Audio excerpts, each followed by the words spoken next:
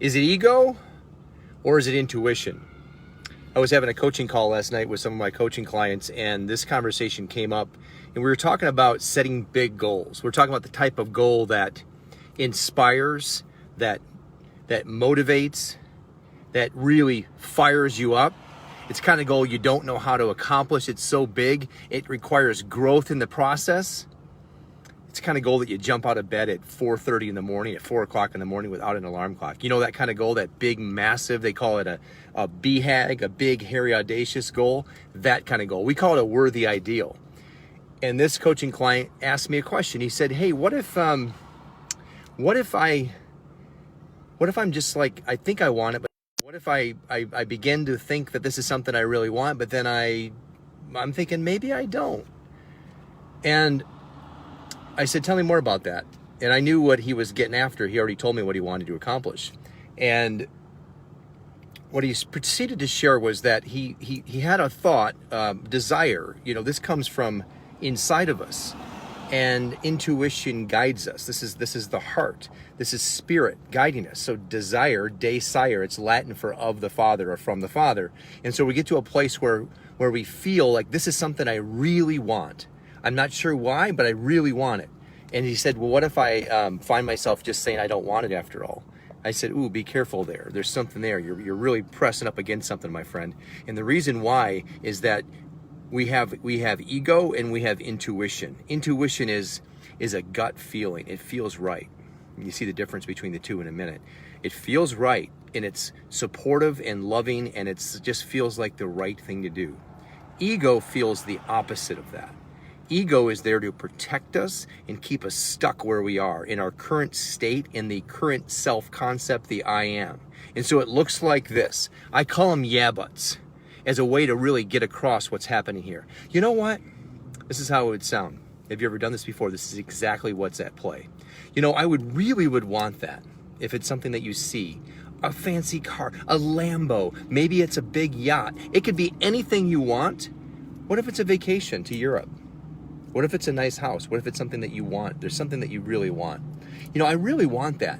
And then all of a sudden, yeah, but. Now the yeah, but is that thing that creeps up in your head, and it happens instantly. And as soon as I told him that, he tilted his head to the side and looked up and he thought, whoa, there's something here. And the reason why, because he knew exactly what I was talking about. I said, be aware of the yeah buts. The yeah buts is the voice in your head. The yeah buts is the paradigm that says, you don't deserve that. Who are you to want that thing? That's for the other people. That's not for you. You see that? And the reason why is because the ego is a trickster. It wants to keep you where you are. It wants to keep you stuck and boxed in. It doesn't want you to grow, because once it latches on, this is the identity. This is the I am. This is the self-concept. So be aware of the two. They're different voices. Now, I want to share one more thing with you on this. By the way, if this is resonating with you, click the link. This is something that I share with my clients all the time. I do a free class on this, and click on the link and you'll know more about it there. And if this is resonating with you, please share it with somebody that you think is in need of this. If you know somebody or yourself that's constantly having that voice in your head that's talking you out of it, yeah buts. Yeah buts are the dream killers. That's what they are. I liken it to playing whack-a-mole. You ever play whack-a-mole at the arcade? It's those little heads that pop up and you're constantly batting them down to win or win the tickets. Those are the paradigms. That's the ego saying you don't deserve that. So be aware of the voice in your head. It jumps right on your dream and you don't know it's doing it. That's why it's a trickster. If you really want something, silence the critic, the inner critic. That's the ego that doesn't want you to change or to have the thing or to be, do, and have the big, bold, massive dream. And you know the difference between the two because ego makes you feel like shit. It makes you feel crummy inside. And as soon as you say you want it and then you talk yourself, the ego talks you out of it, you feel bad. You feel like something's just off, and then you talk yourself out of it, and then you find reasons and rationalizations to prove your theory correct. See, I told you I wasn't that type of person, and then you run the cycle through. And how long does that shit last? A lifetime, a frickin' lifetime, and that's the program. Now, the opposite is Spirit guiding you, intuition, it feels right. I don't know. There's just something that felt right about that. I want that. Interesting. Spirit is for expansion and fuller expression. Wants to express through us. Wants us to run faster, to build things, to grow, to climb big mountains. You see that? That's spirit. Ego is stay where you are, stay boxed in, don't change. You're not worthy. You're not worthy. That's probably the biggest one in the whole bunch, isn't it? So watch the voice in your head. If it's the ego, squash it, kill it, ignore it. Do something to stop the voice, and then take action. When do you take action? Right now. Right this minute. Seal it in. If you want to go on vacation and you say this is a big vacation, I can't afford it, or maybe I don't believe I'm worthy of it, put it on your calendar. Step 1. Lock that in your calendar. It's on a Google Calendar. Put it on there, and then throw some money at it. It can be $100, could be $1,000. Do something to solidify it, and then go tell some people that you're going to Europe.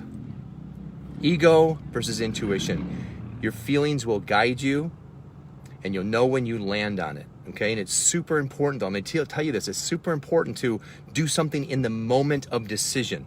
That is critical.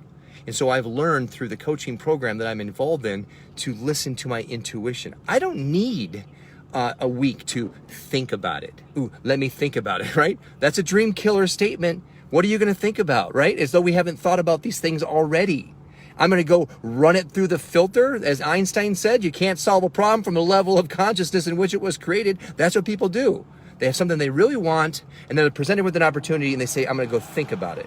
They're going to run the decision, cram it right down the throat of the paradigm, which is going to cough up the same answer it's been coughing up all their lives. Don't do it. Don't move. Stay where you are. Stay stuck. You see that? It's a vicious cycle. Break out of it. Make a decision, commit a decision, and do something in the moment of decision to lock it in. Call a friend, throw money at it, and put it on your calendar. Okay, intuition feels good. Ego, not so much. That's the dream killer. And listen, if you're watching this live, please type in pound live, tag live.